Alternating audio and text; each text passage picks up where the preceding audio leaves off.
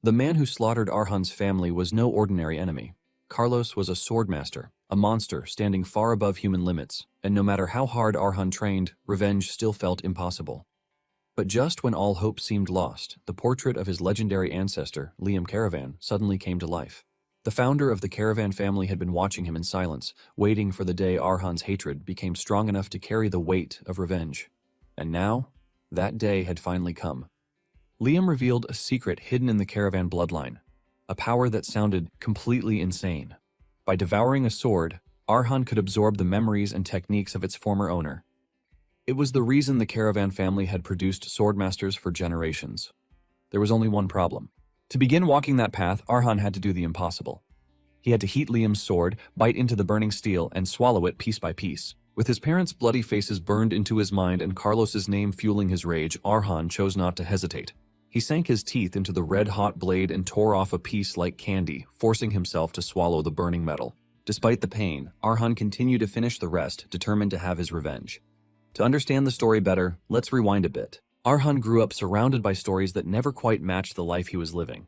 His father spoke of the Caravan family as if they were legends, once powerful swordmasters whose names carried fear across kingdoms. But to Arhan, those tales felt hollow. Their home was falling apart, their influence long gone, and the village they ruled over struggled to survive. It was hard to believe in greatness when everything around him pointed to decline. But nonetheless, Arhan was chill with the people of the land. He even works alongside them on the farms, while also taking goods to the market to sell. It was a usual day for him to go to the market, and Arhan left happily, but by the time he came back, all he saw was a land filled with the blood of his people. Arhan is stunned by the gruesome scene unfolding in front of him. And suddenly, his butler appears behind him to console him, while revealing that a swordmaster attacked the village and only took 10 minutes to wipe out half the villagers, claiming that he was following orders.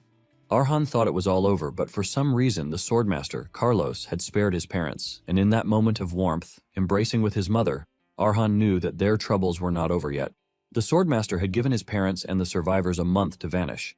With fear and no hope whatsoever, the survivors ran away from the village, leaving it desolate. Arhan's parents, however, chose to stay back because it is their responsibility as the leaders of the village. They try to get the butler to take Arhan away from the village, but he runs back halfway. Just like before, he only met a gore scene where his father's head is hanging on a pole, and his mother has been cut down. He tried to attack the swordsmaster with a crossbow, but he fell to his knees in fear, and the swordsmaster decided to spare him, but with a warning not to continue his bloodline because he would just appear to wipe them out again in the future. At that moment, Arhan lost everything, but swore vengeance upon his greatest nemesis, Carlos. Soon afterward, a year passed, and during this time, Arhan prepared for revenge against a swordmaster who was considered the pinnacle of strength. Arhan was left with questions because he had no idea why Carlos would kill his family or who was behind it all. Even though he has questions burning in his mind, he knows that one thing remains, and this is the fact that the lives of all those from the village who died in vain will never return.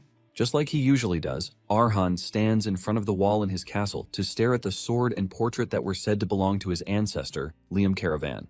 Suddenly, something strange happened as he stared at the portrait, and it began to emit a bright light with a voice emerging from it. When the light finally forms, it transforms into an old man who calls Arhan his descendant. Arhan could not believe his eyes because right in front of him was his ancestor, Liam Caravan. Arhan initially discards this because he believes that he is not seeing right, and he must have been suffering from a mental shock because of everything that has happened so far. However, it starts to become clear that the image in front of him is no hallucination. Liam speaks out, telling Arhan that he can feel the confusion in his heart because he is scared that he might have finally lost his mind. He also asks him if he is shocked that his ancestor, whom he believes is a myth, is standing right in front of him. Arhan then asks him if he is truly the founder of the family, the strongest swordsmaster in history. In addition, he wants to know why he decided to come at that moment if he is truly the great swordsmaster that they talk about. Arhan's anger and frustration take over as he screams at Liam, asking him why he chose that moment to finally appear. Liam calmly replies that he needed to be sure, revealing that revenge is an ordeal one must not even begin unless they are prepared to discard everything. Because of this, he has watched over Arhan for the past year and every single day. He realizes that, despite the fact that he possesses talent so trashy and hopeless that he himself can't deny it, he never lets go of his sword for a single day. Liam is blown away by his obsession and his will that refuses to fade away. Liam tells him that the reason he just appeared is that the hatred in Arhan's eyes has finally reached the depth that he wants. In addition, Liam confesses that his own patience has also reached the limit, and the murderous intent within him longs to tear apart the one who mercilessly killed his descendants. Liam mentions that there is one truth that cannot be denied, and this is the fact that only a swordmaster can kill a swordmaster. Liam is pretty sure that Arhan is aware of this, which is why he swung his blade to the point of insanity while swearing revenge. However, Liam lets Arhan know that no matter how much he trains, he will never catch up to Carlos. He explains that a swordmaster is a transcendent existence beyond the bounds of humanity. It is basically a realm so high that even those called geniuses cannot understand it. Even among these powerful swordmasters, Carlos still remains the top gem. Liam admits that even in his era there were only a handful with such skill, which means in the present age no one can touch him. He tells Arhan that as time passes, Carlos will grow even stronger. When Arhan hears all of these, his heart starts to tremble because he already had an idea that Carlos is way too powerful, but he never saw it in the light of being impossible to defeat him. Arhan groans in frustration because he can't believe that the man who took everything from him would become a hero, while he sits on the sidelines to watch helplessly, just like before. Just then, Liam tells him that things have changed because he is now there to help Arhan, so that he might become greater than Carlos. Liam tells Arhan that he wants him to pass his judgment on the trash, Carlos, who killed his descendants like sheep. Liam lets Arhan know that there is only one way forward, and this is a path that only caravans walk. He tells Arhan that the way forward is for him to consume his sword, which is hanging on the wall. Arhan is ultimately confused when he hears this, and he stares at the man as if he were a madman. Liam then leads Arhan to the forge, where he explains to him that the caravan family carries a mixture of dwarven blood in them. Arhan places Liam's sword in the furnace while Liam continues to explain everything. He mentions that the blood composition comes from him because he is a dwarf hybrid. Even though the dwarven blood has traits that aren't visible, the blood carries special abilities that are passed down to descendants. He mentions that these abilities are tied to the blades, revealing that by consuming a sword, one can absorb the memories and techniques of its wielder as one's own. This is basically the power that has allowed the caravan family to produce swordmasters every generation, thus raising such a prestigious and great family. Arhan is surprised to hear this, since he has always known that dwarves are friends with metal and fire, but he never knew that they had such a strange ability. Even though the story sounds absurd and confusing, Arhan knows that the truth can only be proven by results. Arhan then looks into Liam's eyes with great determination, telling him to show him how to consume a sword because there is no hesitation whatsoever. Liam then tells him that the method is simple, and he is expected to heat the blade until it is hot enough to slightly soften. Once this is done, he is expected to bite and swallow it. Without hesitation, Arhan goes through with this, while wondering if he has gone mad or even bewitched.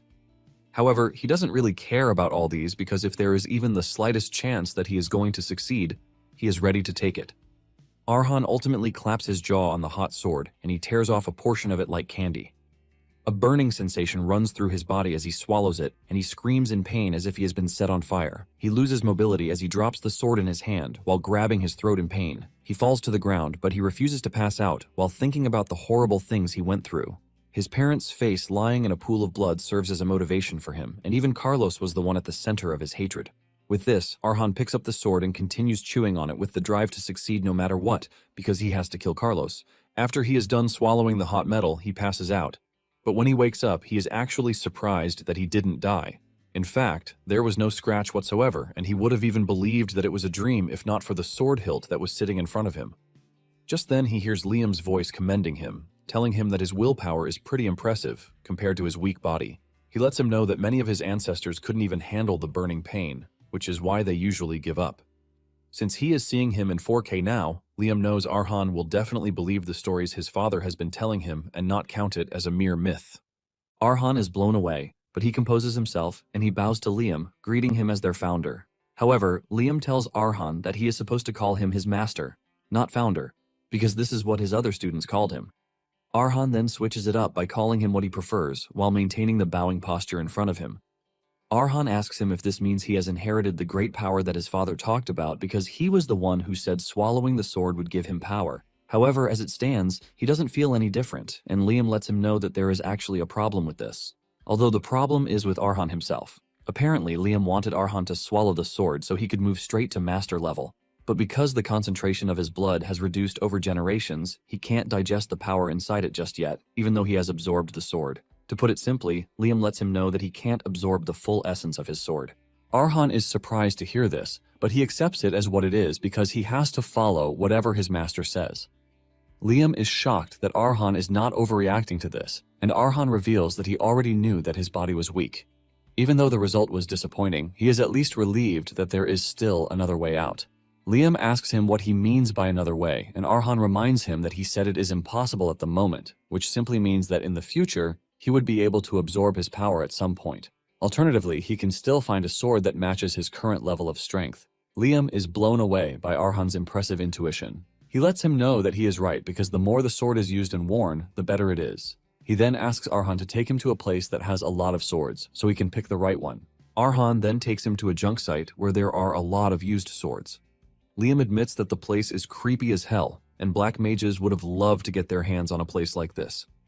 Arhan explains that all the junk from the slums find their way there. From worthless scrap to broken weapons, it is basically a place to find a sword that would fit what Liam said. Liam agrees that it is a good start, revealing that in his early days, he devoured swords in bloody places just like this one. They were swords by dead soldiers, axes that are covered in dirt and blood, and spears with broken tips lying around.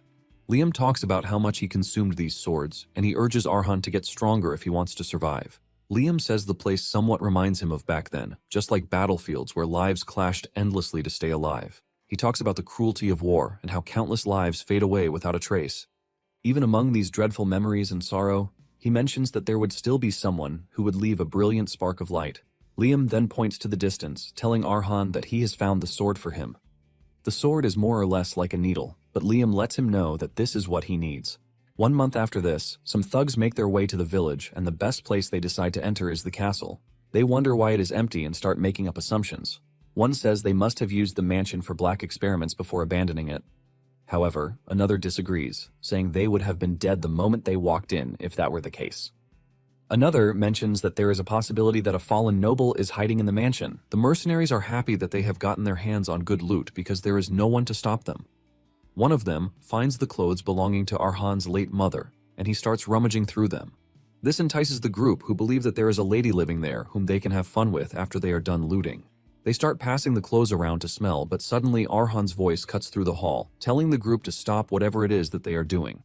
Arhan emerges from the dark corridor, telling the group that his mother liked everything neat and clean, which is why he is going to ask them nicely to put everything down so that they can talk instead. The thugs start making fun of Arhan, since he is a kid, and even a boy at that, since they were expecting a girl that they could mess with. Arhan then asks them if they are looking for food or a place to stay. He assures them that he doesn't mind letting them stay as neighbors, but the thugs believe that Arhan is crazy for saying things like this. The leader of the group starts walking toward Arhan, telling him that he must really be stupid for not running away when he saw them. The dude lunges at Arhan while asking if he is eager to die.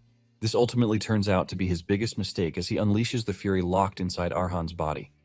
Before he can react, Arhan pushes the needle sword into his abdomen, targeting a really vital spot. The baldy coughs up blood as Arhan stares him dead in the face with anger written all over him. 1 month earlier, after Arhan picked the sword, he had asked Liam if he was sure that this was the sword he wanted him to swallow, because it looked more like a needle than a sword. Arhan says it looks like something that would break if he tries to cut something with it. Liam tells him that this is exactly how it should be because it wasn't made to cut enemies or break things. Liam tells Arhan that it was made for one thing only, and it was basically made for a life or death fight. Liam tells him that it is a sword that is made for just stabbing. Arhan is confused when he hears this, and Liam understands why he would be because he can easily argue that a spear would be better. However, he lets him know that for a weak body like his, nothing beats memories that are inside the sword. Liam lets Arhan know that the owner, Mary, stabbed over 200 enemies with a body that is even weaker than Arhan's. Liam urges Arhan to respect the sword and swallow it with gratitude because the metal might be light, but the life inside it is heavy and serious. Liam lets him know that by taking in Mary's memories, he is definitely going to gain a lot. Going through Mary's memories, she was just a 10-year-old girl whose parents died in a fire. She only managed to survive with burn marks on her face, while her parents were burnt beyond recognition. By the time she woke up, she had softly revealed that she would have preferred to die with her parents. After Mary lost everything, she started living in an orphanage.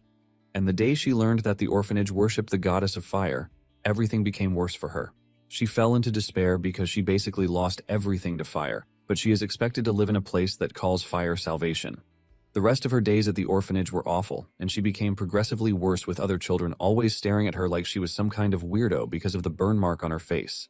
They say a lot of terrible things behind her back, and sometimes she hears them, which even makes her wish to die at some point. Mary was always wishing that she would die just so she could escape the horror, but everything changed on a particular day. She ran into a swordsman, Hegel, who was practicing his swordsmanship in the woods. Even though his swordsmanship was rough and clumsy, it was good enough to make her forget her pain even for a second. Hegel was an old swordsman and former wandering knight who had worked at the orphanage for years. On a normal day, Mary wouldn't have had the strength to talk to the old man, but she pushed aside her usual self and walked up to the man, asking him if she could become like him. She tells Hegel that she really wants to learn, and this becomes her first step toward wanting to live. Hegel takes a minute before answering, telling Mary that what she is seeing cannot help her in life because she is a girl. He tells Mary that weapons like the one in his hand only hurt the person holding them. He tries to discourage her, but she refuses, telling Hegel that she can learn it, so that no fire in the world can scare her again. Hegel concedes, and he takes her to a room where there are swords sitting in a jar. He asks her to pick one of the swords, and if she can swing it, he is going to teach her. Mary asks if it is compulsory for her to swing it, but Hegel doesn't understand her question until she finally points to the needle sword. She tells Hegel that she doesn't mind, as long as she can fight back. She stretches the sword toward Hegel, and the way she points it at his neck tells him that there is something sinister about Mary.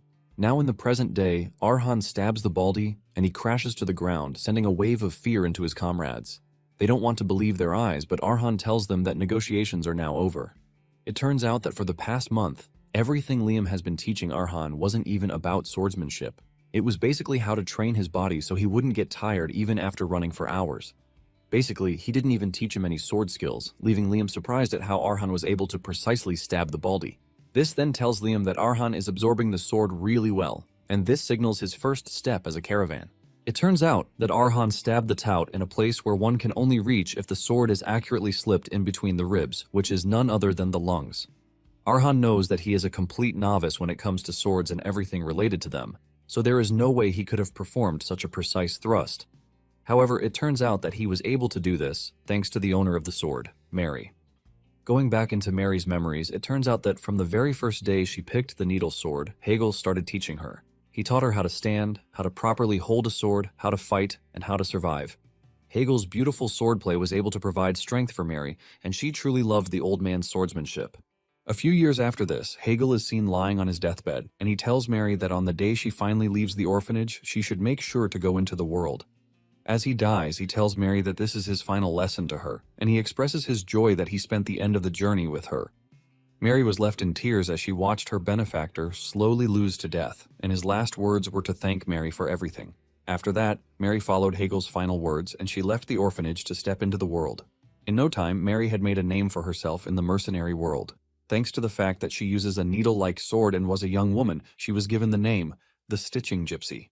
Tears flowed out of Arhan's eyes as Mary's memories flowed into him, and he finally understood what his master meant when he was talking about absorption. The Baldy is still alive and he is begging to be spared, but Arhan ignores his cries. He walks up to him and pushes the needle into his head to finish the job because he has made up his mind to finish what he started. Even though this was his first kill, Arhan didn't feel anything. There was no emotion whatsoever, and the only thing he could see was the situation left before him, which was the rest of the thugs. He knows that he was able to get the jump on the Baldy because he underestimated him, but this is not the case with the rest, especially the fact that he is outnumbered. He is pretty sure that the thugs know this too, but he can't understand why they are not attacking him even though they have the numbers. Liam then tells Arhan that the group is terrified, and it is understandable because what Arhan just showed are not movements of a beginner.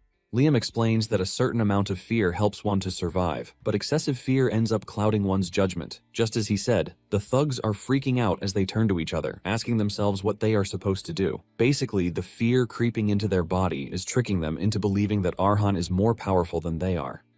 Liam explains that the thugs are probably looking at him like he is some sort of killing demon skilled with a sword. Since this is what they believe, Arhan decides to make their fear come true. He leaps toward the group, and instead of trying to defend themselves, they freeze in fear.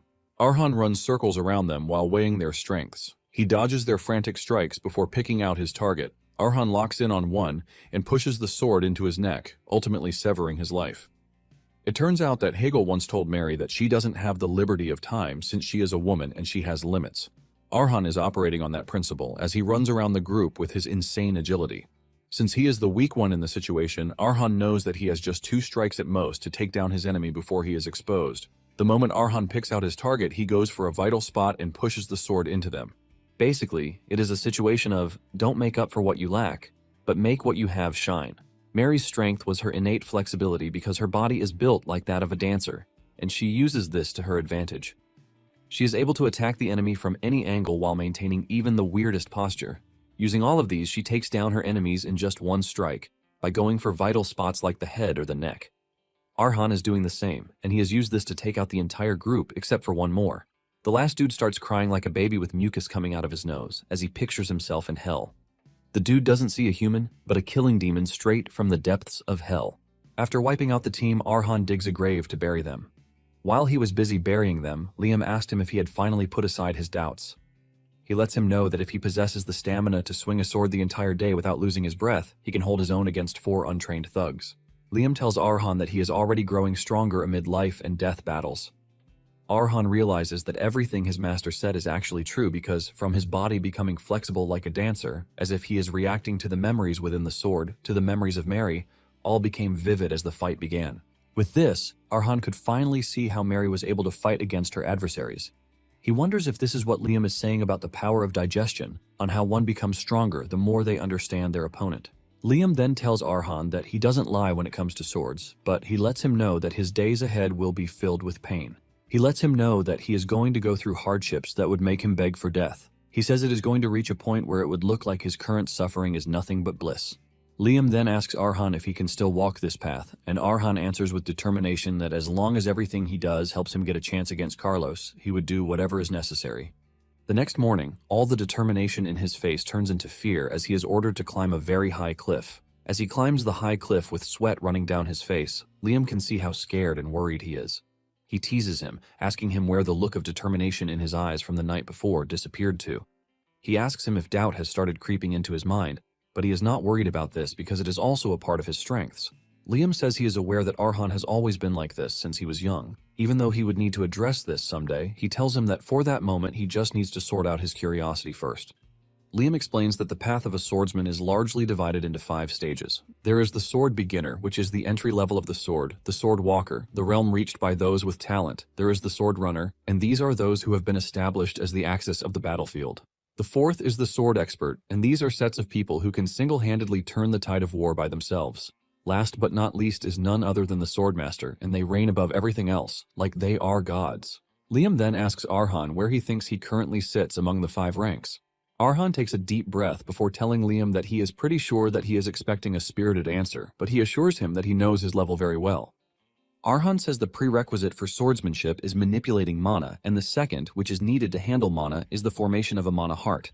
However, since he hasn't formed a mana heart yet, Arhan is honest with himself, and he knows that he doesn't even qualify as a beginner yet. Liam is pleased to hear this, and he commends Arhan, telling him that his self-awareness is pretty great. Liam confirms Arhan's suspicion, telling him that he is truly an amateur among amateurs who hasn't even entered the threshold of the sword. Liam tells Arhan that the training is to lead him to the path of a beginner so he can create a mana heart. Arhan is shocked to hear this, and he asks the man if all he is doing at the moment is to create a freaking mana heart. Arhan cannot believe that he is currently going through a life and death situation because of a mana heart. Arhan then tells Liam that he might not be aware because things are different in his era, but he explains to him that in the current era, one can create a mana heart by drinking an alchemist's potion. It can also be created by having a Walker-class knight infuse mana to open one's senses. Basically, it is really easy to form a mana heart because ladies who learned swordsmanship for self-defense can even do this. Arhan then asks Liam why he would leave such an easy path just to make sure he is going through a method that can send him to his parents. Liam then tells Arhan that it is not actually bad to follow worldly methods to form a mana heart, but he lets him know that the power of Gunson steel is what resides in their blood. Liam tells Arhan that to unleash the full potential of this power, a sturdy vessel is required, which is why it is impossible with the heart of an ordinary person. He mentions that one can only reach the realms of humans with a trash mana heart, but if Arhan is serious about reaching the path of a swordmaster, there is only one thing he must possess. Liam tells him that what he needs is a heart of steel that is strong enough to clash with the world and not sustain a single scratch. Liam then tells him that there is only one way to form this heart of steel, and this is for him to drive himself endlessly to the brink of death, so that his body craves a mana heart of its own.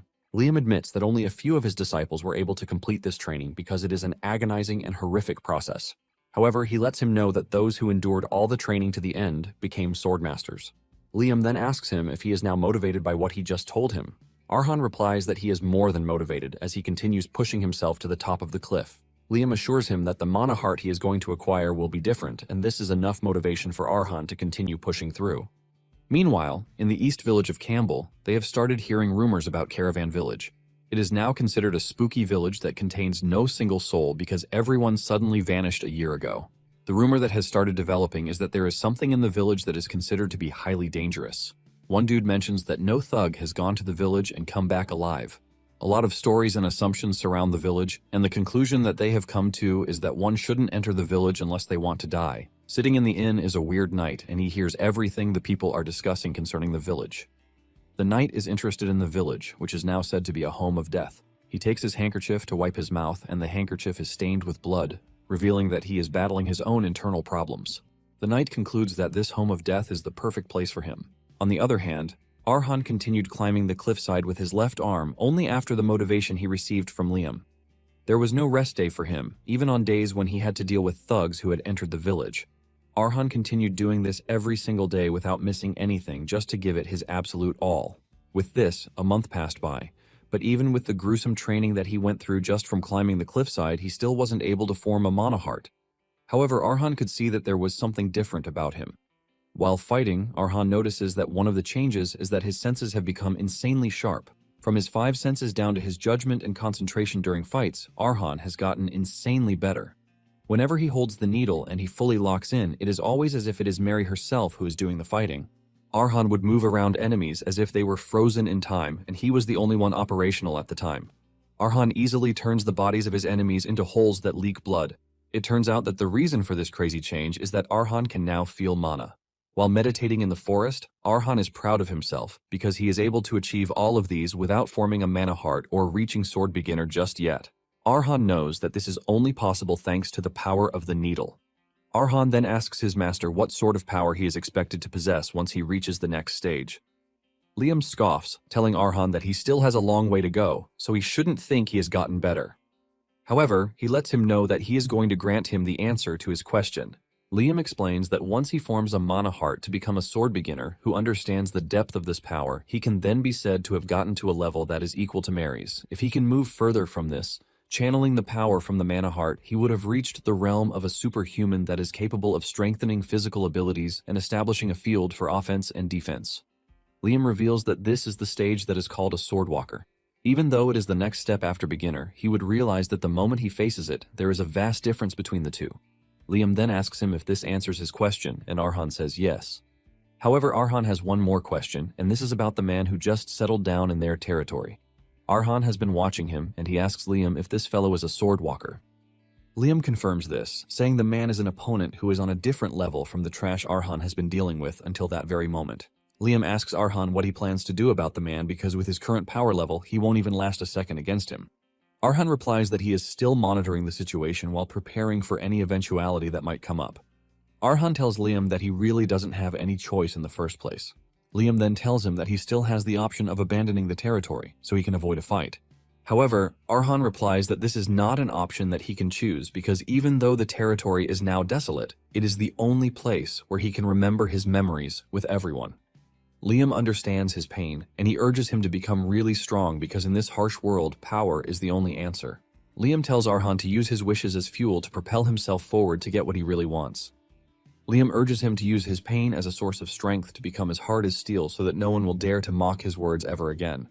Later on, Arhan ends up running into the night, and he orders Arhan not to take a step if he doesn't want to die. Before the whole confrontation, the moment the man arrived in the territory, Arhan had been watching him as part of his daily routine. Arhan learned something important in those times. Even though the village has loads of empty houses, the man acted as if people still owned them and didn't even bother to touch the smallest item. He only lives simply with just the one bundle he brought with him, and his other habits were gazing at the sunset every evening while lost in thought or spending time in prayer. In the end, Arhan concluded that the man was a knight, and Liam agrees with him, saying he is a swordsman who is skilled enough to reach the walker level. However, he is surprised that he still follows rules and manners strictly even when there is no one around to watch him. Liam reveals that this kind of stubborn person is really rare outside of knights. Arhan then mentions that since he is a knight, this means he might be a good person, since knights are supposed to protect their honor while seeking justice. Liam cuts in, saying there is no doubt that they chase honor, but Arhan is wrong for calling knights righteous people. He mentions that honor is something that is personal and subjective. He mentions that the honor that they follow isn't always good for everyone because a knight's honor depends on the person they swear loyalty to. Their honor is basically decided by the will of their employer, particularly the one who pays well. Liam decides to explain to the naive Arhan what a knight really is. He tells him that a knight is just a hired sword who uses honor as an excuse for violence. He is basically someone who uses ancient sword skills to kill efficiently, and since they are covered in expensive armor, they are simply an enemy that is much harder to kill. Liam tells Arhan not to be fooled by the fancy word that is called a knight, suggesting that he looks at what they really are so he can judge for himself. Liam tells Arhan that suspicion is his greatest strength, and he reminds him that he's been like this since he was little. When he was a kid, he would basically listen to his father's stories about the family, but deep down, he was questioning the authenticity of these. Even when a new power made him overconfident and put him in danger, his sharp senses and careful watching helped him remove risks so he could find answers. Liam continues by saying suspicion means not being swayed by what he sees or hears, but using every way possible while thinking endlessly to get closer to the truth. Liam urges Arhan never to lose his mindset of being suspicious every time, because people without this mindset can never go beyond their limits. Liam tells him that this is actually the real gift behind his skill with the sword. Arhan is totally locked in as he receives this important lecture from Liam. After Liam is done with the lecture, Arhan assures him that he is going to remember everything. It is because of these lessons that Arhan never lets his guard down around the strange man who is settled in his territory. Only after making sure that the knight might not be a threat does Arhan plan to ask him to be his neighbor. Arhan approached the knight in the most careful way that he could, but the two ended up holding swords at each other. The knight tells Arhan that he is aware of the fact that he has been watching him, but he urges him not to even think of escaping. The knight assures Arhan that he is going to cut him down immediately if he turns his back on him. Arhan maintains his defensive posture because he never thought things would turn out the way it does. Going into Mary's memory, she narrates how loads of mercenaries approached her to recruit her. On the other hand, thugs who had heard the rumor of how good she is decided that the best thing to do was to pick a fight with her. During these days, she had one thought that she might no longer be a random female mercenary with a sword, but a proper, strong swordswoman. However, it didn't take long before she realized just how wrong she was. She ran into a swordwalker knight who easily disarmed her while dunking on how trash her skills are. The knight tells Mary that he would have killed her if she weren't a woman, and he trash talks her, telling her that she is just an insect. Basically, it is their rule in the Red Hawk Knight Order not to touch women or children, and this was Mary's saving grace back then. It was this very day that Mary felt a huge, unbreakable wall between her and the knights. It was later that she found out that the level the knight had reached was called Swordwalker. As Arhan stands in front of the knight, he starts to understand something important. The Mary who lost to a Swordwalker back then was much stronger than his current level, which shows how much of a disadvantage he is at. As the knight approaches slowly, Arhan realizes that he is being overwhelmed by a fear of death that was far more superior to when he was even climbing the cliffside with only one arm. His heart starts beating fast like crazy, and with this, he sees the clear superhuman level beyond the walker stage. This is a level where mana spreads outside the body like veins, while adding willpower to attacks and defense. This is what is simply known as the Swordwalker's path.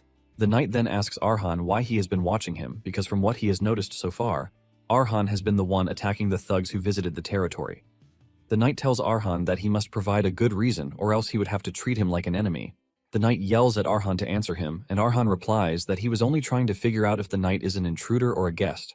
Arhan tells him that this is his explanation, but the knight demands more, saying he doesn't fully understand yet.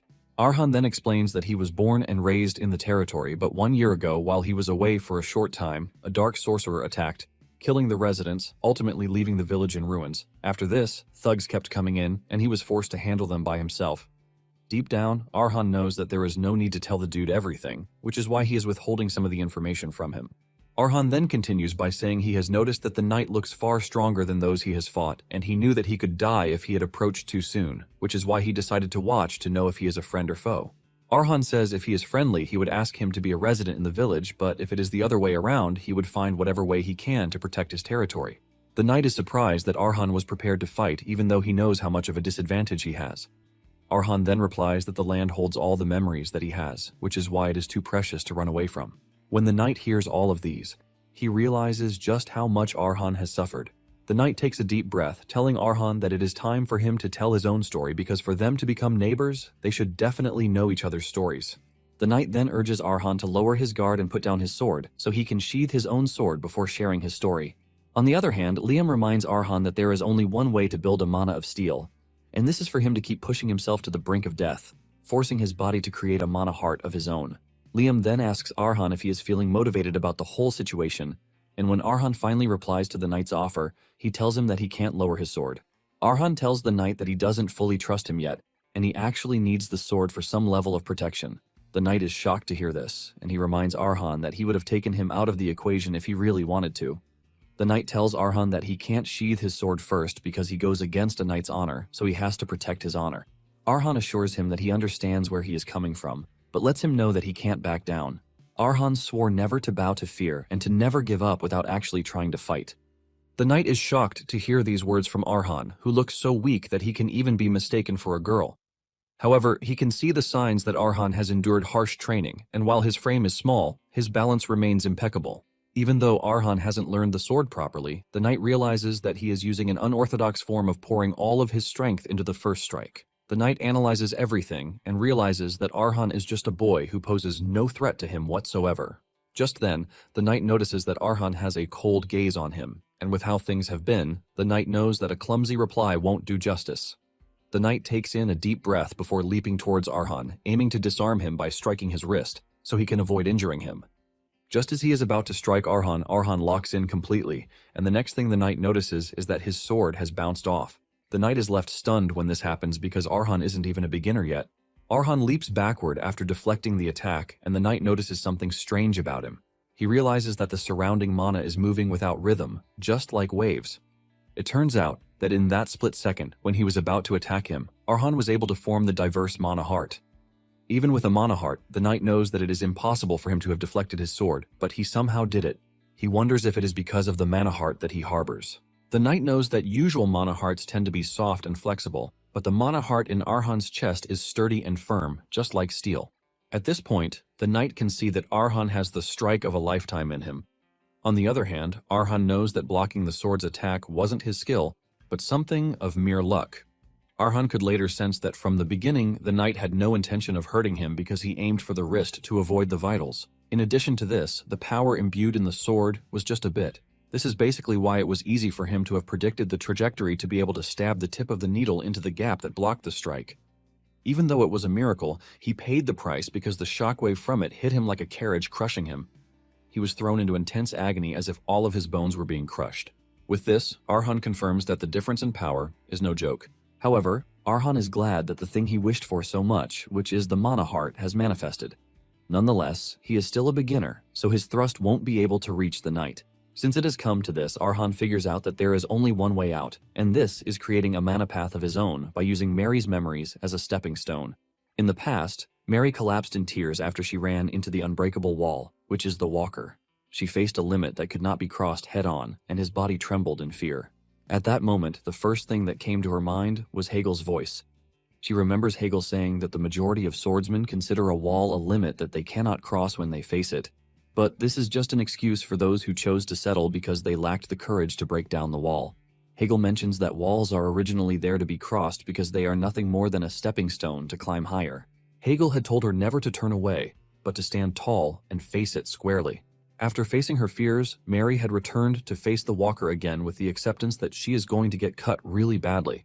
But if she refuses to give up and just crashes against the wall, her sword would definitely cross over this wall. Following Hegel's advice and suffering many painful circumstances, she was able to cross this wall. Basically, it is all about believing in oneself. The wall is something everyone who wields a sword would encounter, starting from the intimidation slowly seeping deep beneath the skin, to the hopelessness that feels like it is going to crush the challenger. Just taking a step would feel like a heavy load, and there will be temptation to turn away, but in this dire and tough moment, Arhan stood his ground and crashed against his tall wall. Arhan knows that he is at risk, but this is exactly why he needs the life or death situation trial. Arhan is ready to push through, even if it is just a slight bit of hope that he has. Arhan takes a deep breath as he tries to analyze the knight in front of him. He wants to know which muscles he is putting strength into, how he catches his breath, and what trajectory he intends to follow. Arhan prepares to gather every clue necessary to create a single-strand path. Liam sees what Arhan is doing, and he is totally impressed by how much Arhan is pushing himself. Apparently, it is the way of the Caravan family not to fear even in times of impossibility. They are required to face the trial head-on while showcasing the will of the Caravan family. Arhan continues to put everything in place, and the moment he figures out that he is ready, he dashes toward the knight. Back then, Mary admits that she was afraid of fire and the fact that the tragedy that took everything from her was just the beginning. There were even days that she couldn't even face the mirror. and there were days when breathing was a burden. This was how she found out that she was not supposed to be afraid of fire, but her own weakness, which only made her run away. Because of this, Mary swore that she would break through the wall of fire that took away everything, including her future. With a determined heart, Mary pushed forward and conquered her fear of fire and of the world. She knows that if she crumbles, there is no win for her. And this is the mantle that Arhan is operating on. He puts everything into his attack, giving the knight a tough time. The knight is forced to put enough strength behind his sword so he can block the attack. Arhan's sword flies out of his hand with the base shattering just as it had happened to Mary. Mary's soul stands in front of the sunset as she takes in a breath of fresh air while thinking of Hegel's words. Mary stares into the sky, telling Hegel that the world was full of monsters stronger than she is, and there were many high walls that could not be crossed just because one has the will to do so. However, she could proudly say that until the very end of her life, she never turned back from any wall that blocked her path. With a solemn and emotional declaration, she hopes that there is an afterlife so that she can also tell Hegel her story. In the end, her soul ends up getting into contact with Hegel's, and she runs into his arms like a baby while revealing that she is no longer afraid of the fire. Tears run down her face as she tucks herself into Hegel's arms, and the needle burns off, ultimately signaling the end of her story. In turn, this also signals the complete assimilation of the needle into Arhan's system. Soon afterward, Arhan wakes up with the realization that he actually passed out. He notices that there is a robe used to cover him, which obviously belongs to the knight. This is when it fully dawns on him that he wasn't able to achieve his goal. Liam quickly comes in, telling him not to be heartbroken because he engaged in a struggle that brought no shame to the family's name. In fact, he was able to gain something alongside the painful defeat that he suffered, which is the complete assimilation of the needle. Arhan understands what the old man is saying because he can now feel that his muscles have become more flexible than before, and his senses have sharpened like those of a wild beast.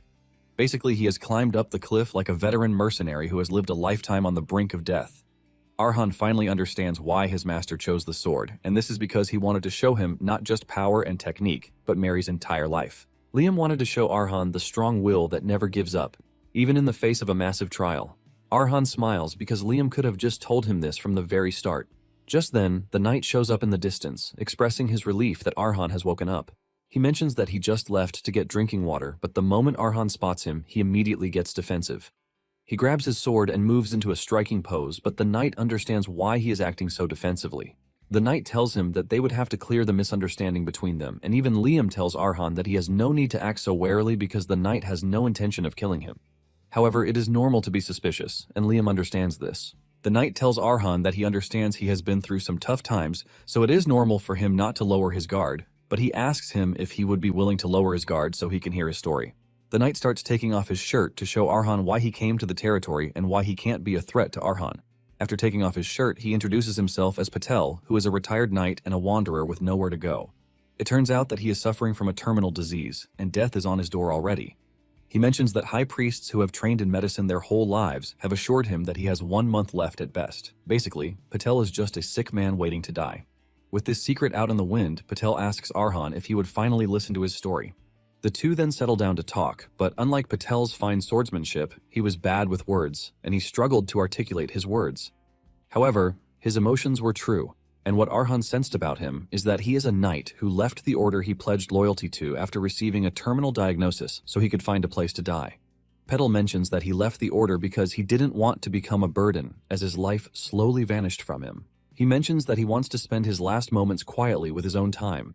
After hearing everything he has to say, Liam tells Arhan that he doesn't sense any lies in what Patel has said, because even as he is speaking, his heart is being devoured by the disease. He reveals that the moment the disease encroaches upon his mana heart to reach his heart, he is going to finally die. Patel then asks Arhan what he thinks about him becoming his neighbor. Arhan takes a minute to answer, and he tells Patel that he is pretty sure it was difficult for him to have shared his story, and because of this, he is grateful that he did. Arhan introduces himself and reveals that he is the last descendant of the land after he lost everything. Arhan shakes hands with him to welcome him, and Patel accepts the hospitality while thanking Arhan for the honor. Since Arhan has finally gotten his mana heart, he believes that it is time to take the next step, and Liam tells him that there is one place he needs to go. Some days later, Arhan travels away from the territory. While sitting in the carriage, he tells Liam that he was actually expecting him to teach him swordsmanship directly, since he now has his own mana heart. However, Liam had to drag him out to nowhere, and it is thanks to Patel that he could leave the territory because he would definitely take care of any invited guests. Arhan then asks Liam if there is any reason for him to have come all that way, and Liam tells Arhan that he seriously needs to escape his commoner mindset. Liam tells him that their family is different from anyone else in the world, which shows how special they are. Liam tells him that as long as the blood of steel flows in his body, rather than sword training embedded in the gaps of his growth, the assimilation of a new sword is the priority. Liam reveals that the destination they are heading to is the perfect place to seek out because it is a place that is not bound by status or origin. It is a place where only those who crave flesh gather, and it is a stage for life and death duels.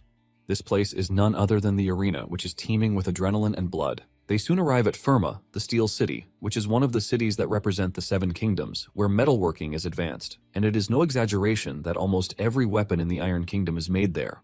It is basically the Holy Land of Swords, but before that, the real reason Firma became so great was something else, and it was because of the arena. Upon arriving at the arena, Liam is hit with a wave of nostalgia because he can remember just how exciting it was to be there.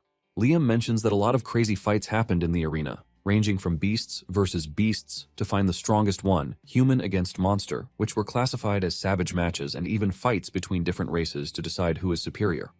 All these matches were intense, but the wildest one was the deathmatch struggle. There are fighters full of different styles and skills rolling on dirt, fighting like animals, and the winner takes the loser's life while grabbing everything they own as a prize. It is a total mad slaughter from the crowd who are drunk on the smell of blood, happily throwing gold coins, making bets, while screaming like crazy. It is basically the mad city that is built on piles of spilled blood. After hearing all of these, Arhan admits that there is no better place to get stronger, and he can see just how excited Liam is about the whole thing.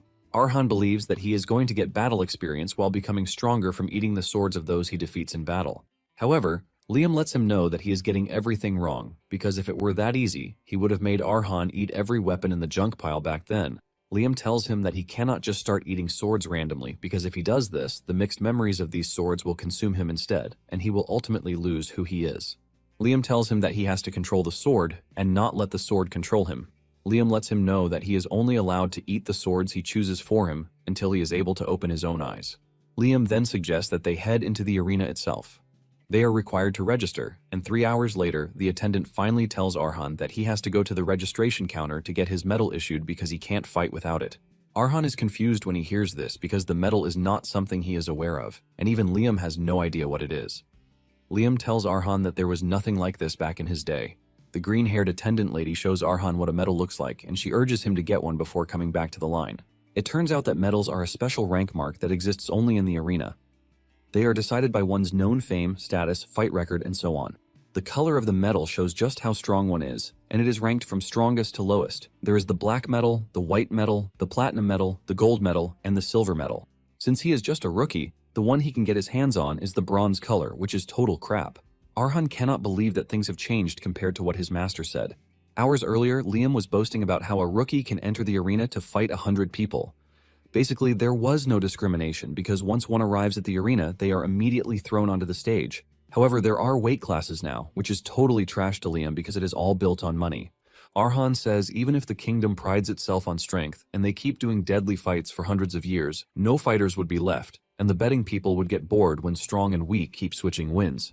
Basically, strong fights should be between strong people and weak people against weak, which is way more fun. Arhan lets Liam know that the era has changed, and because of this, the arena became a famous place that people travel far to see. This is basically why Firma grew so big, and it is more or less a smart change. Arhan mentions that in this era, it is not compulsory to kill the loser, but the loser still gets hurt badly. However, Liam is not up for the trash changes, and he just tells Arhan to keep the information to himself because the more he hears, the angrier he gets. Although he believes that this might be a stroke of luck for Arhan, he tells him that it is going to be a great experience for him to fight someone on his level because this would always teach him something new. However, until then, Liam suggests that they look around the weapon shops because the quality will be way better than the small shops near Caravan. Since Arhan's sword breaks too easily, Liam believes that it is not a bad idea to get some extra ones as backup. Suddenly, they walk past a trophy wall that houses weapons instead of medals. Arhan and Liam are left in total shock by this. Arhan is in the middle of his admiration when a man, Tom, shows up on the scene. Tom could clearly see that it was Arhan's first time seeing the Hall of Honor, and the dude introduced himself as the caretaker. Tom tells Arhan that he is willing to explain the Hall of Honor to him, and Arhan bows his head to the man, telling him that he would very much like it. Tom mentions that the weapons on the wall belong to fighters who did amazing things in the arena long ago. The weapons are all old and broken, and since they can't be used again, they are kept on the Wall of Honor to remember the fighting spirit of their wielders. Arhan is completely overwhelmed by this, and Tom tells him that he is free to ask him any question that is burning on his mind. Tom excitedly mentions that it is his pride as the caretaker of the place. Liam immediately tells Arhan to ask Tom if there is a way to take the swords that are displayed on the wall, because he has found the next sword he needs to consume. Tom lets him know that there is, and it is for fighters who prove themselves. These fighters earn the right to take one weapon that matches their medal, so every time their medal rank goes up one level, they get one more weapon. Tom lets him know that the weapon he is staring at so intently can be his once he reaches the silver rank. After this, Arhan heads to the arena, and as they pass through the corridor to the arena entrance, Liam tells Arhan that the hall is basically a treasure room. Liam says to others, it might look like old useless junk, but to Arhan, the swords are pure gold. Liam is excited because Arhan now has a lot of reasons to come to the arena, even if it is just for training because he has to get his hands on some good swords through ranking up. Liam says he would have just preferred to steal all of the swords, but this is pretty impossible because Tom is not an ordinary fellow. Arhan doesn't understand this because Tom looks like a nice old man, and Liam understands why Arhan couldn't see what he saw because there is a huge difference between them that he couldn't feel. Liam explains that Tom can turn his mana into armor and make perfect defense even though it is half finished. Basically, the nice-looking Tom is a sword expert. Arhan is shocked when he hears this because the sword expert rank is just before the swordmaster rank. Arhan asks Liam why someone as strong as Tom would prefer to be a caretaker. Liam tells him not to be surprised because almost everyone who reaches that kind of level has something weird going on for them.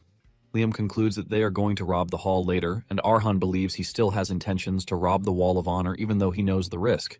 In fact, Arhan has no idea when he agreed to this. Liam then continues by saying a lot might have changed in the arena, but there are some things that never change. Things like hiding one's face so they can leave their rank, fame, and name outside just to challenge like a regular fighter are the old traditions of the arena. Arhan says it is a pretty good tradition because since it is only fighter against fighter and no background, he is free to fight without holding back either. Just as he is about to enter the arena, the referee stops him, telling him that he has to provide a nickname before he can enter the arena. Arhan is confused by this, and Liam mentions that no one who enters the arena uses their real name because things like titles and status from outside would only get in the way when one stands as a fighter. The man urges Arhan to tell him the proudest name he is going to carry in his fighter life, and Arhan thinks about it for a minute before choosing the name he wants, which is Liam. The man is surprised to hear this since he has never heard of it before, and he asks Arhan if it is some sort of main character from a night story. Nonetheless, he can only hope that victory follows him for his first fight. Since bronze is the weakest in the arena, fights among bronze fighters only interest small-time gamblers. No one really cares about bronze fighters because they are nothing more than cheap entertainment, which is why the crowd doesn't cheer for the fighters but would rather throw nasty boos and insults at them. Arhan had barely stepped into the arena when those who were present started talking down on him. They call him a skinny loser who is about to lose his head. Liam is not surprised that they are shouting insults because in the Iron Kingdom there is no respect for the weak, since the strong rule everything. Liam asks Arhan if he is being affected by the insults, but he says no. Liam is relieved to hear this, and he reminds Arhan that he put his name on the battlefield, which means he is carrying all of Caravan's history and honor. Arhan assures Liam that he is aware of this, which is why he has to win no matter what. Arhan walks up to his opponent, who is a giant, scary dude with a big weapon. The referee welcomes the spectators to the match between two rookies, who are there to show them what it is to be a weakling. The referee introduces Arhan as Liam to the crowd, while mentioning that he is a complete newbie. On the other hand, his opponent, Tamir, is a fighter who has been killing all of the fighters he has faced since his debut. The referee continues by saying the fight is dedicated to the goddess, Lepre. The referee has not even finished his introductions when Tamir starts to trash-talk Arhan, telling him that he has a stupid nickname, which sounds forgettable and weak. Tamir boasts that he won't have to use his weapon on Arhan because it is just going to be a waste of time. Tamir then makes Arhan an offer, telling him to take off the dumb mask that he is wearing and also drop his sword so he can dance when he claps his hands. Tamir tells Arhan that once he does this, he might at least leave his skinny neck attached to his body. Arhan remains mute as Tamir continues running his mouth. When he finally speaks up, he tells Arhan that he heard there is an unspoken rule that the fighters don't kill each other. Tamir laughs out loud when he hears this, saying Arhan must have decided to challenge the arena because he thought he wouldn't die. Tamir screams at Arhan, telling him that no one cares about any stupid unspoken rule because where he grew up in the Zernia Mountains, the loser male always dies. This is basically why he has killed all the last 3 guys that he has fought by breaking their necks with his own hands. Tamir says Arhan might have asked why he is going this far, and Tamir maniacally reveals that it is the best kind of fun. However, Tamir tells Arhan that he looks way too weak, and even if he snaps his neck, he might not feel anything thrilling whatsoever. This is why he wants Arhan to at least shake his body to provide some sort of entertainment for him and the crowd. The referee is blown away by the amount of trash talk that has already gone down between the two, and he says the match might actually be fun to watch. Once everything is ready, the referee starts the match. Tamir stands in his position nonchalantly, waiting for Arhan to attack him first. Just then, Arhan tells him that he has an offer for him. Arhan points the needle at Tamir, telling him to take back the insults he dumped on his family. He tells Tamir that if he does this, he might just let him die easily. Tamir takes this as the greatest joke in his life, and he laughs out loud. Even the crowd makes fun of Arhan, saying he is trying to act all scary, while asking him if he read that line from some cheap novel.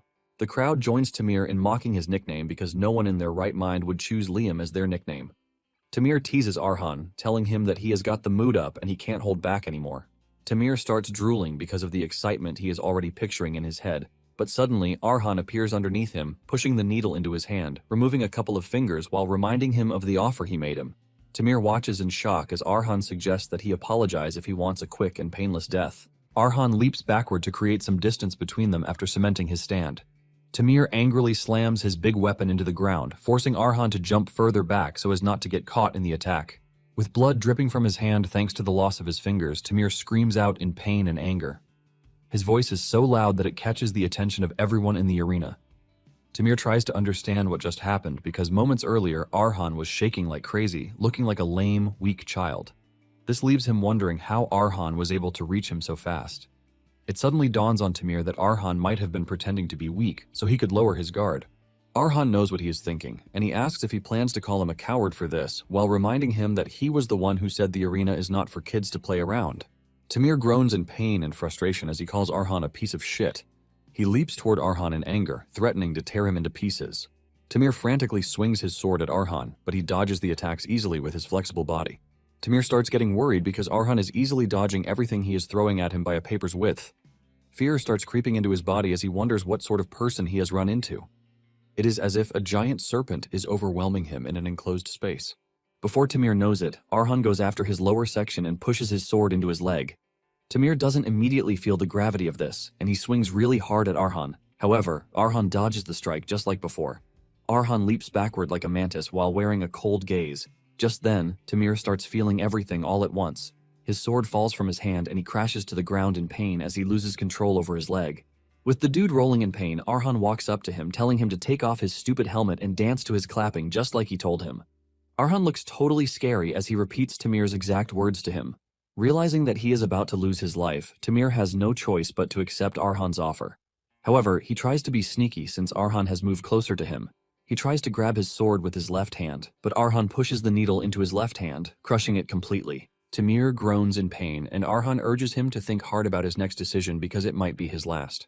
Immediately, Tamir realizes that Arhan would truly kill him if he is not careful. He succumbs, and he starts to apologize to Arhan, telling him that he is sorry for insulting his name.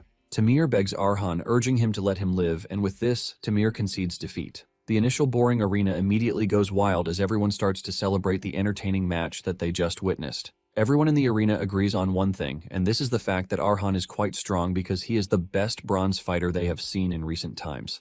Those who bet on Arhan are the happiest because they now have a fortune. They start praising Arhan as they add a prefix to his name, calling him Little Gladiator Liam. The whole arena goes up in excitement as the people hail Arhan.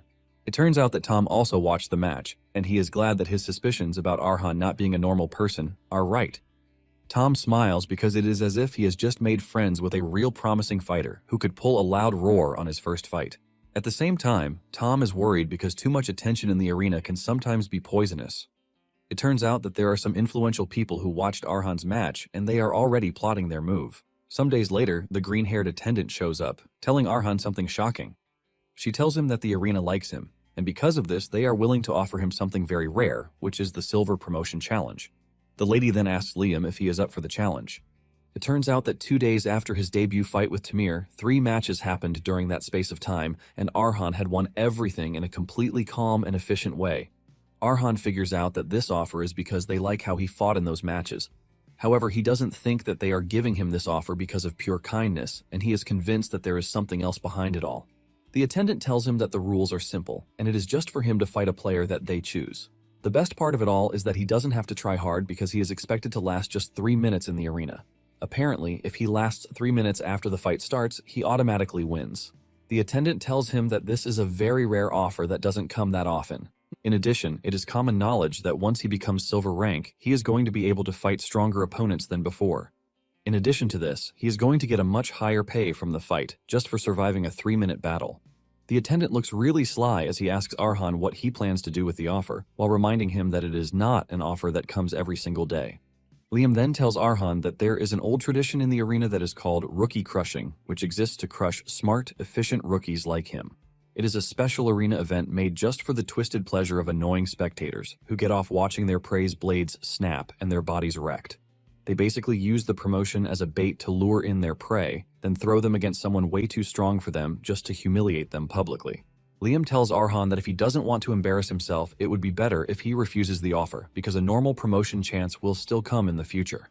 Liam asks Arhan what his answer is, and Arhan tells Liam that he should have known the most obvious answer, which is the fact that he is going to accept the challenge no matter who the opponent is.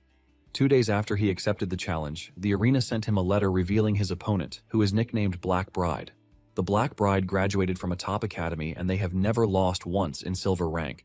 Black Bride is basically a real powerhouse among swordwalkers, and since the academy doesn't produce trash talents, the academy certificate alone gives one the opportunity to become a knight, which is the ultimate elite badge. To put it simply, Black Bride is ahead of Arhan in every aspect. Arhan reveals that he checked about the Black Bride, and it turns out that they dominate every fight, leaving every single opponent with the inability to fight ever again. Liam realizes just how serious the arena guys are, because if they prepared this much for him, it means lasting 3 minutes in the arena is going to be a big task for him. Liam mockingly tells Arhan that he is utterly screwed. Arhan asks Liam if it is that serious because he believes that Black Bride can't be that stronger than Patel. Even though Patel is sick and weak at the moment, he used to be one of the strongest swordwalkers. However, Liam lets him know that the situation back then and his current situation are absolutely different. He lets Arhan know that Patel held back during their match out of respect for him, but it is pretty obvious that he won't get that kind of luxury from the Black Bride. Just from hearing this, Arhan can imagine his head flying off his neck, and he thanks Liam for making things worse. However, he knows that Liam never lies about anything related to the sword. At the same time, Arhan thinks he has a chance because he has his mana heart and Mary's memories. Since it is just 3 minutes to survive, Arhan thinks he can get it done. Suddenly, a person wearing a hoodie cuts him off and calls him by his arena name. This strange fella takes off their cape to reveal that they are a lady. Arhan can sense the overwhelming aura from the lady, and fear grips him right where he is. He takes a closer look at the lady and her sword, and this is when he immediately figures out that the Black Bride is a lady. Arhan remains mute as Black Bride walks toward him, and he tries to deny the fact that he is Liam. Black Bride sighs before telling him that he is making things unbearably annoying. She grabs her weapon, ready to unsheath her sword. Arhan also grabs the needle as he prepares for a counterattack, but before he even knows what is going on, Black Bride has gotten to him. She holds her sword to his neck before he can even react to anything, to show him that she can kill him at that instant. Black Bride then tells Arhan to stop wasting her time because she knows that he is the one they call Liam, thanks to the obvious things all around him. However, Black Bride tells Arhan that he has no reason to fear because he only came to make him an offer. Arhan asks her what offer she is talking about, and she tells him that she would like him to quit the match because going ahead with it would be stupid of him. Black Bride tells Arhan that she can see that he has a bright future, and she would love to preserve that. Arhan asks her what will happen if he insists that he wants to fight, and Black Bride tells him with all coldness that he would have to pay for it. Later that night, a troubled Arhan heads to the Wall of Honor to meet with Tom. Tom is surprised to see him that late in the night, and he asks him why he is there. Arhan apologizes for coming so late because he knows that it is rude to show up without warning, but he has a shameless request. With a serious and determined face, Arhan asks Tom if there is any way he can borrow a sword from the Wall of Honor. After Black Bride's visit, Liam watches her leave with clear admiration, noting that her talent is completely wasted in this era. He explains that most swordwalkers hit a wall and crumble, but Black Bride is different since nothing is blocking her growth. With just a slight push, she could ascend to the next realm, making her a once-in-a-generation genius. Hearing this level of praise from Liam, who rarely compliments anyone, Arhan is left stunned. Recalling how Black Bride nearly took his head earlier, he realizes the gap between them isn't just large, but it's straight up hopeless. But still, backing down isn't in his vocabulary, so he makes up his mind to face her. Since Arhan refuses to forfeit, Liam wastes no time and urges him to find the second sword. That night, Arhan meets Tom at the Hall of Honor and asks to borrow a sword. Tom hesitates before asking if it's related to his duel against the Black Bride. Arhan is stunned that Tom has already heard about it, and Tom lets him know that the news about the fight has already spread like wildfire because it's a fight between two most promising gladiators. However, Tom can clearly see what's going on behind the scenes. The arena isn't promoting Arhan, but they're clearly setting him up. Tom tries to talk some sense into him, explaining that Black Bride isn't someone he should be fighting yet.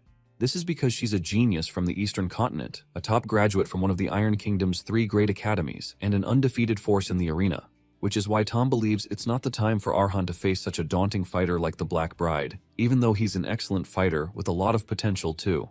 He advises Arhan again to gain more experience through other battles and challenge her after building the strength to withstand such a force. He believes it's the only way to put on a spectacular fight while staying alive. Arhan briefly thinks about Tom's words and simply thanks him for the advice, after which he declares that he still wants to fight Black Bride.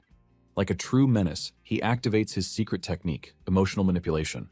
With trembling hands and a shaky voice, he puts on a performance so convincing it deserves an award. He admits he's terrified, but claims he doesn't want to run away from fear.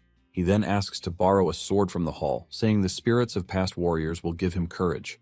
To seal the deal, he proposes a win-win that if he survives, he earns the sword properly. And if he dies, Tom can just take it back from his corpse. And just in case that wasn't enough, Arhan throws in a final move, acting like he'll accept rejection without complaint. After a brief internal struggle, Tom gives in and agrees to bend the rules for him. He believes Arhan has the spirit of a true fighter, making him worthy of this exception. Instead of breaking character, Arhan pushes even further, asking again if it won't cause trouble. This completely finishes Tom, who reassures him with full confidence, and at this point, Tom is already emotionally compromised. Arhan bows repeatedly in gratitude, while Liam watches from the side, absolutely entertained. He even comments that Arhan might have more talent in acting than swordsmanship and could have made serious money in the entertainment industry. With everything set, Arhan excitedly looks forward to devouring his second sword and assimilating its power for himself.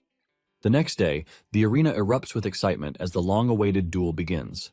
The crowd roars, hungry for blood, as Black Bride, dressed in her signature dark bride attire, steps onto the battlefield. But behind the scenes, things are far more sinister.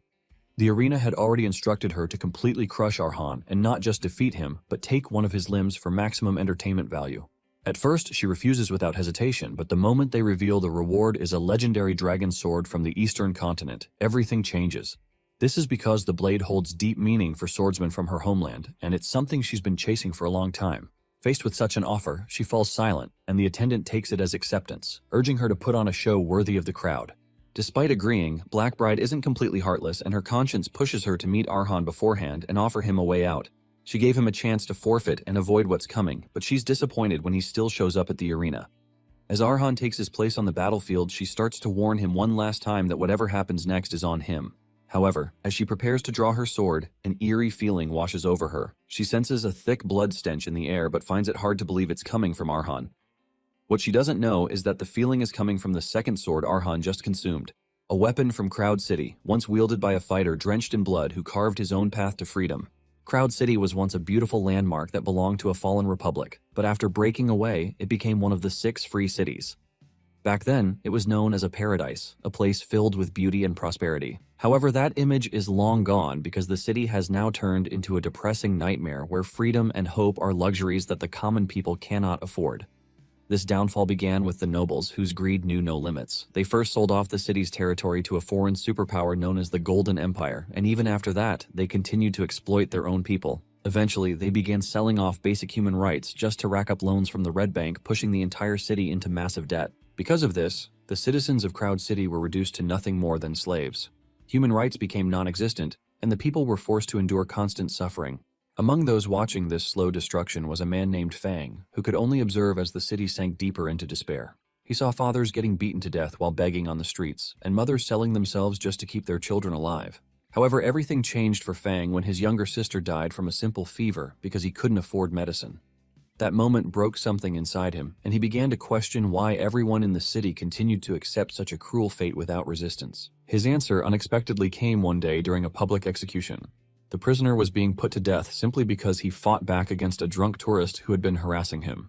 Normally, violence within the city was ignored, but since the victim was a foreigner, the authorities decided to make an example out of the citizen. Despite how clearly unfair the situation was, no one stepped forward to protest. The people were too afraid of the consequences, fearing that any resistance would only lead to harsher treatment from the foreigners. However, something unexpected happened after the execution. The city fell into an eerie silence, and for several days, that silence continued. It was like a fragile tension masked as peace had spread across the land.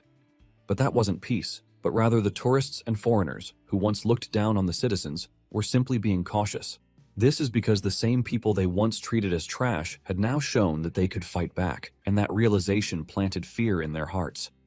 For the first time, the balance shifted, and from this, Fang came to a powerful conclusion. He believed the chains binding the people were not just forced upon them, but were also maintained by their own fear and complacency. If they truly wanted change, then those chains could have long been broken. However, he also understood that freedom would not come without a price. It would require bloodshed, and someone would have to bear that burden. Accepting this reality, Fang chose to step into the shadows as an assassin, deciding that he would become the one to deliver judgment. He was willing to stain his hands with blood if it meant restoring the freedom and paradise that Crowd City had lost. And now, Fang's very weapon is one that Arhan has devoured, and hope can help him turn things around in this duel. Soon after, the announcer takes the stage and officially declares the start of the long-awaited battle, sending waves of excitement through the crowd. Black Bride quietly studies Arhan's aura, recalling that the first time she saw him, he had the air of a mercenary. But now his aura feels like that of one who has soaked in a vast river of bloodshed. She notes that Arhan now seems more like an assassin shrouded in darkness and blood. She continues to study him, trying to make sense of what exactly he is, but she comes up empty, unable to wrap her head around the bizarre situation. She studies him closely, trying to understand what exactly changed, but nothing adds up. The gap between what she saw before and what she is sensing now is too wide, leaving her unable to make sense of it. Still, she pushes those thoughts aside, deciding to finish him off. Without hesitation, she lunges forward with a swift and precise strike, fully expecting to defeat him instantly. However, to her shock, Arhan effortlessly evades the attack, moving with a level of speed that should have been impossible for him. This immediately throws her off because just a night ago, his movements were slow and clumsy, far from anything that could challenge her. Based on that version of him, there was no scenario where he could react in time, let alone counter her attack so smoothly. But now, he moves like a completely different person. Before Black Bride can process what is happening, Arhan closes the distance, attacking with the needle in one hand and the assassin's sword in the other. As their blades collide, Black Bride begins to notice something even more unsettling. His breathing and even the flow of his movements feel unnatural, as if they belong to someone else entirely. As the exchange continues, Arhan keeps up with her pace, effortlessly matching her strikes. This only deepens her confusion as everything about him contradicts what she knows. Standing before her is not the same inexperienced fighter from before, but something far more dangerous, forcing her to question what Arhan truly is. Arhan ignores her questions and continues countering her attacks while precisely dodging every strike, forcing Black Bride to carefully analyze his fighting style. She quickly notices that his movements are unusual, as he fights like a mercenary and an assassin at the same time. His movements constantly shift without delay, making it extremely difficult to predict what he will do next. The seamless transition between styles messes up her timing, and for a moment it gives Arhan the upper hand. Even he can tell how much he has improved, realizing that he has already surpassed the level of a sword beginner. However, despite how impressive he looks, Arhan is painfully aware that what he's doing is nothing more than reckless theatrics. He knows he is forcing movements that don't fully belong to him, and it doesn't take long before his fear becomes reality. Black Bride gradually adapts and soon breaks through his rhythm, pushing him back. Once she finishes analyzing him, she calmly asks if he has any more tricks left, making it clear that she has already figured him out. At the same time, the crowd erupts with excitement. They are shocked that a mere bronze-ranked fighter like Arhan has managed to hold his ground against the undefeated Black Bride. His recent victories have already earned him attention, and now more people are placing bets on him surviving the duel. Some even begin to believe he might actually win, while others remain convinced that there is no way an inexperienced fighter can defeat someone as ruthless as her. Still, the cheers grow louder, with some spectators rooting for him, while others simply hope he at least dies in a more impressive way instead of like a gutter rat.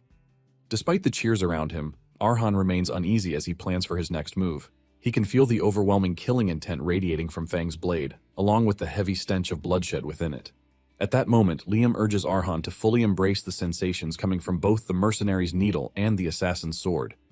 He explains that while their lives were completely different, both weapons share the same purpose. They were created to face enemies stronger than their wielders, making them swords born from struggle.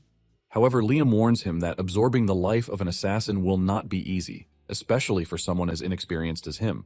If he loses control, the sword could consume him instead. He advises Arhan to understand Fang's life, accept it, and make it his own.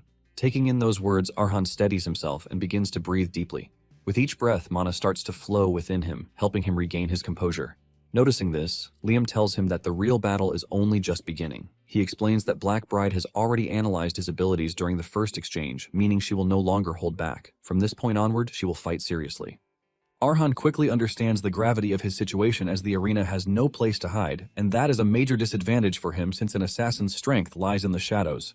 On top of that, Black Bride is now fully focused, which means he has lost any element of surprise. With no clear advantage, he concludes that his only option is to create distance and stall for time until the 3-minute limit is reached. Acting on that thought, Arhan swiftly takes several steps backwards, widening the gap between them. However, in the very next moment, Black Bride closes the distance instantly, leaving him completely stunned. From the audience, Tom watches without surprise, knowing that Arhan has yet to understand the true power of a swordwalker. It turns out that at that level, fighters can extend their mana outward, creating a path that allows them to overwhelm opponents while controlling both offense and defense. But more importantly, that same power can flow within their bodies, enhancing their physical abilities to a superhuman level. Soon, the Black Bride begins her relentless assault, forcing Arhan into a defensive position where he struggles just to keep up. It quickly becomes clear to him that she had been holding back earlier, because the speed and power she is displaying now are far beyond what he experienced before. Arhan desperately searches for an opening or loophole to explore, but finds none. He notes that, unlike most fighters who leave small gaps between their attacks, her swordsmanship is flawless. Every movement connects seamlessly into the next, leaving no room for counterattacks. To Arhan, her style feels less like fighting and more like art. Each strike flows like the brushstrokes of a master painter, with the battlefield acting as her canvas where she creates perfection with every swing of her blade. Even as he struggles, Arhan continues searching for a way out, while being awestruck by the warrior before him. When another powerful strike comes at him, he blocks it with everything he has, using both the mercenary's needle and the assassin's blade. Even Liam is impressed as he witnesses the Black Bride's technique, explaining that swordsmen from the Eastern continent practice martial arts, a mysterious form of combat that aligns their movements with nature itself. Even their footwork is as light as a feather, and every swing of their blade is graceful, creating a beautiful, flowing path in the air. Each beautiful strike crashes down like a wave and only stops when it strikes the opponent at the receiving end. Arhan continues to dodge every flawless blade stroke, but just when he thinks he's in the clear, the Black Bride maps out a path that catches him dead center. And with a powerful leap, she lunges forward to finish her masterpiece. But the intense pressure from the incoming attack forces Arhan into the life of the assassin, Fang. From Fang's memories, he's taken back to the rotting Crowd City and the blood Fang had to shed in his path to freedom and his fight against the corrupt nobles of the land. The constant feeling of death and the stench of blood after every attack. And on one of such days, Fang tried to escape pursuit only to find himself stuck in a dead end with no escape path. Standing before him was an opponent far beyond anything he could handle, so the only path to survival was escape. And now even that is gone. As his opponent crafts a decisive path, Fang realizes that his life has finally reached its end. However, as the enemy lunges towards him, something that can only be described as a miracle happens. Fang notices a tiny loophole before him, which he soon realizes is the same thing that has helped him escape death several times. As the enemy closes in and strikes, Fang somehow dodges the attack and prepares for a counterattack using that loophole. At that very moment, Arhan finishes assimilating that memory and finds his own gap against the Black Bride. He immediately strikes her on the top of her shoulder, drawing blood. The Black Bride is taken by surprise as Arhan dashes to the other end, having finally understood how assassins always find a way to survive even in the most insane conditions. However, this is something he couldn't have achieved on his own, but with the memories of a genius assassin. The Black Bride is surprised that Arhan was able to break through her perfectly mapped path in only a few seconds. However, the devastating attack she left on Arhan's ribs convinces her that he has reached the end of his road. Arhan freezes as he becomes painfully aware of the pain in his abdomen. He notes that the Black Bride is an overwhelming opponent compared to Fang's opponent, who was also a skilled swordwalker. She not only avoided a fatal wound from Arhan, but also managed to deal damage to him in only a split second. Because of that attack, Arhan's ribs feel like they might snap with even the slightest movement, which is why he remains frozen in place. In his injured state, Arhan fears he might not be able to use the mercenary or assassin's arts, and creating a distance to buy time is even more impossible. After analyzing his options, he concludes that the best course of action would be to forfeit the duel. He briefly considers taking this route even though it might be humiliating. At least with his life intact, he believes he can rank up properly later. However, that stubbornness in the blood of the caravans washes over him, making Arhan more determined to keep going. Watching his young descendant renew his resolve to fight despite the odds against him, Liam smiles proudly. Even the announcer is stunned that a mere bronze fighter managed to inflict injury on the undefeated warrior queen. He begins to wonder if Arhan plans to keep fighting in his injured state. Seeing him prepare for another round, the announcer realizes Arhan has the makings to become a star with such relentless determination. So he pumps up the crowd and announces that Arhan has about 10 more seconds to victory.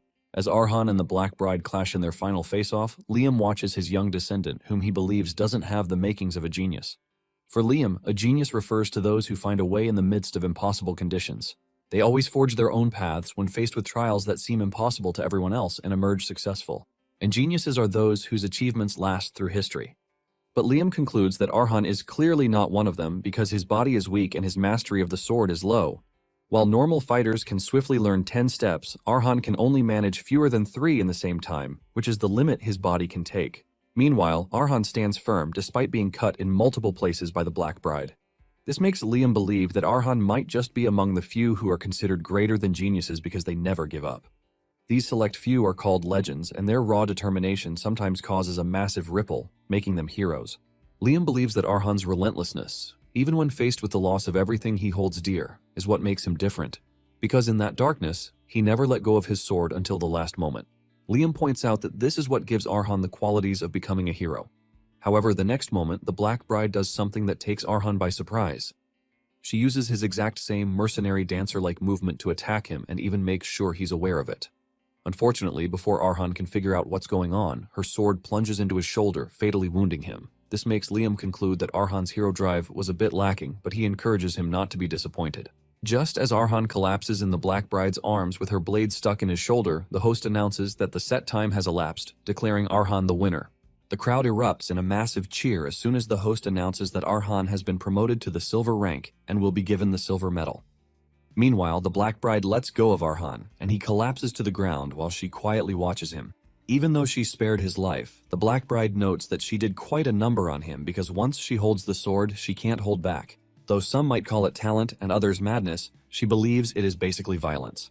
Yet a burst of excitement rushes through her as it has been a while since she faced such a formidable opponent, and this has piqued her interest in Arhan even more. Just then, a voice telepathically interrupts her thoughts, reminding her of her contract to take one of Arhan's limbs in exchange for the dragon's sword. He lets the Black Bride know that she will not receive the reward if she fails to keep her end of the deal. From the VIP area, the annoying noble dishes out instructions to her using a glowing orb. He gives her one last chance to take Arhan's arm as her trophy purely for entertainment purposes in exchange for the Drago sword. As the annoying voice continues to push her, the Black Bride hesitates. But after a while, she curses him out and breaks the telepathic link before sheathing her sword. With that, she makes up her mind to leave the city for a while, but suddenly, a bright light explodes before her eyes. The Black Bride tries to make sense of it, and as she senses a familiar but unsettling aura, Liam materializes in front of her. Even Liam is surprised by the unexpected development and wonders if it's a result of Arhan's loss of consciousness or because of the aftermath of the fierce fight. He greets the Black Bride, referring to her as the Eastern Little Girl. He tells her that she's one of the rare ones from the East called shamans who can sense souls and possess a powerful divine energy. Liam is amazed that the Black Bride has such a sharp sense alongside her superior martial talent. Meanwhile, the Black Bride is still in a daze, wondering whether the sight before her is an illusion.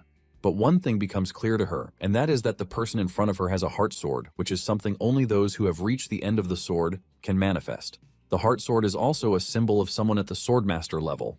The Black Bride recalls that Swordmaster Carlos is surrounded by 10 blooming heart swords after he rose to become the strongest swordsman alive. However, the number of heart swords above Liam leaves the Black Bride bewildered. She begins to count, and from dozens, it soon stretches into hundreds and thousands, and she loses count, realizing they cover the entire sky. She studies him closely, unable to determine the nature of the creature towering before her. Sensing her dilemma, Liam tells her that she's not equipped to fully understand the answers to all her questions. He then encourages her that it's something she can also reach for, and it is known as the Land of the Swords or the final destination of all blades. Just as quickly as the illusion appeared, it vanished before her eyes. Before vanishing into thin air, Liam says he looks forward to the day they meet again, and he even calls her Solyan, which so happens to be her real name. Solyan stands there in a daze as memories of the stories her father used to tell flood back into her mind. Back then, he told them a legend about swordsmen who ascend when their realm reaches the heavens. Solyan's father says such swordsmen go to the land where immortals dwell. He explains that this place is a paradise filled with happiness, where those who have departed will one day welcome their loved ones. He also told Solyan that he would have no regrets if one day their family could be together again there. Having seen Liam briefly, Solyan realizes that the legend from her father's stories was real, and the God of Swords actually existed. The following day, Solyan approaches Arhan in the recovery room and introduces herself to him. But he is surprised and confused when she asks to follow him, so he doubles back to ask again, wondering if she has a few screws loose from the fierce battle between them in the arena. However, Solyan states clearly that she plans to stay by his side to see, hear, and feel everything. She tells Arhan that following him is the fastest way for her to achieve her dream of reaching the end of the sword and practically begs him to allow her. Arhan is confused and stares at her, bewildered, wondering if this is some type of new scam.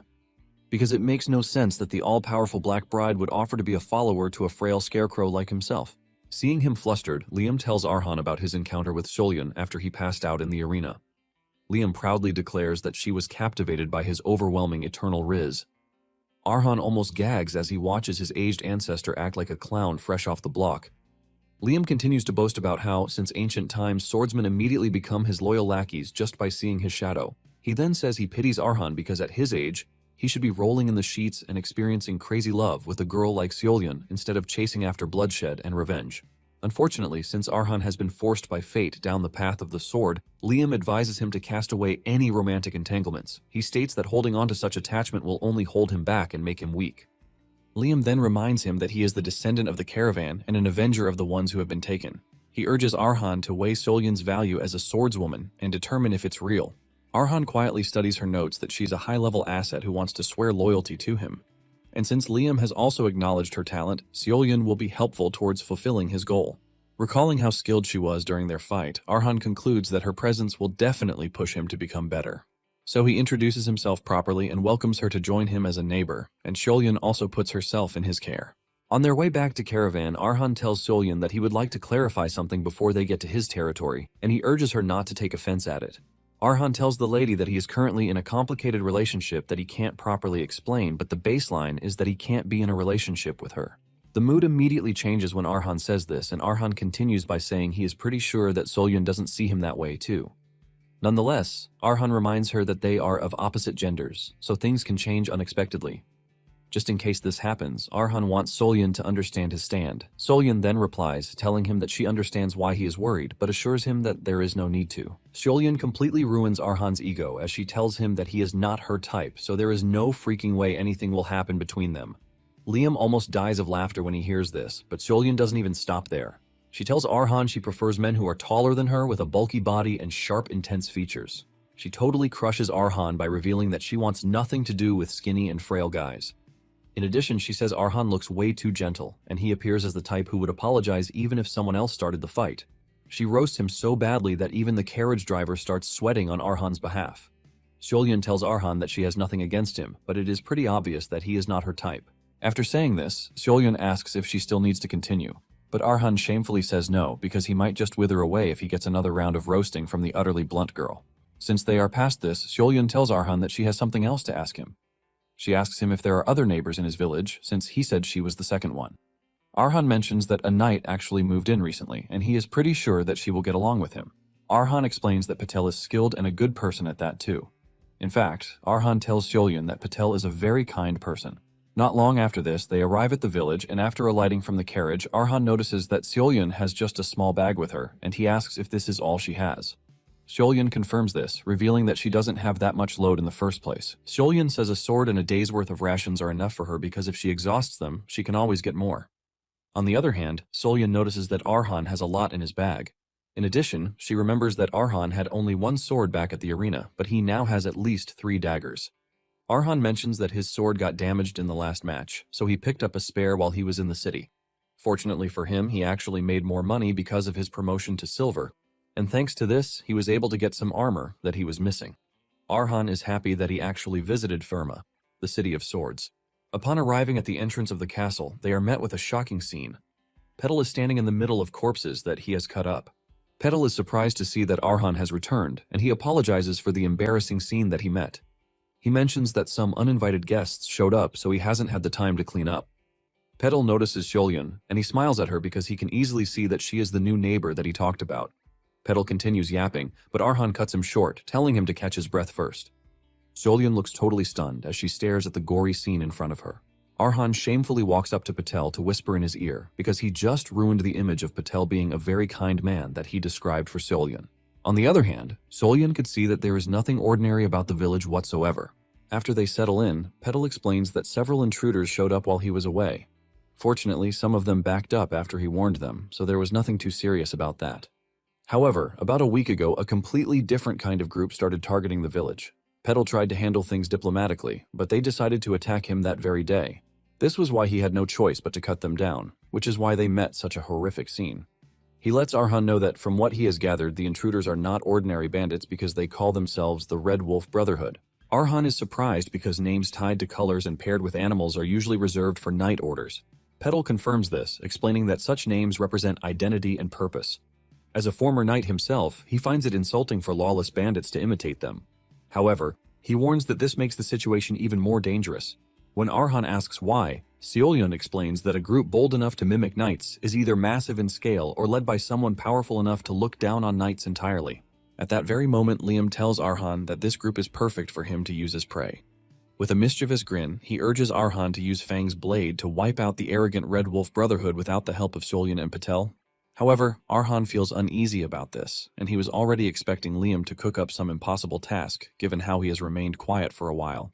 He immediately refuses the proposal, pointing out that even Patel, a swordwalker, had a hard time handling only a few, so he can't understand why Liam would send him to take out an entire organization without even knowing the extent of their strength, but Liam reminds him of the steel blood that runs through his veins as a caravan. He points out that steel becomes stronger the more it is hammered. He adds that this is the perfect opportunity to truly master Fang's blade, and if Arhan can overcome this on his own, Liam believes he'll finally forge his own path instead of just copying the lives behind the swords he devours. That single statement hooks him instantly, and without hesitation, Arhan turns to Patel and asks for the location of the